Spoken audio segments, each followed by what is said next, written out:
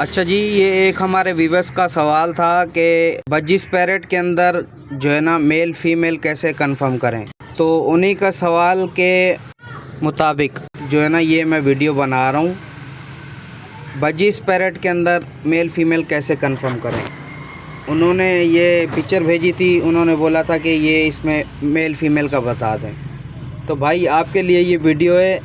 Video भी मैं इस वजह से बना रहा हूँ कि बाकी भी भाइयों का फ़ायदा हो सके। ठीक है दोस्तों, ये मैं पिक्चर लगाई है ऊपर, जिसमें ब्लू चोंच वाला ब्लू कलर का ये मेल है और नीचे वाइट चोंच वाली वाइट फीमेल है। ठीक है ना दोस्तों, इस तरह से आप जो है ना बजीज पैरेट में मेल फीमेल का कंफर्म कर सकते हैं। और भी मेरे भाई दोस्त का कोई सवाल हो तो वो कमेंट में पूछ सकता है, सही है। अगर फेसबुक पे देख रहे हैं तो फॉलो करें, अच्छे अच्छे कमेंट करें और वीडियो को लाइक करें।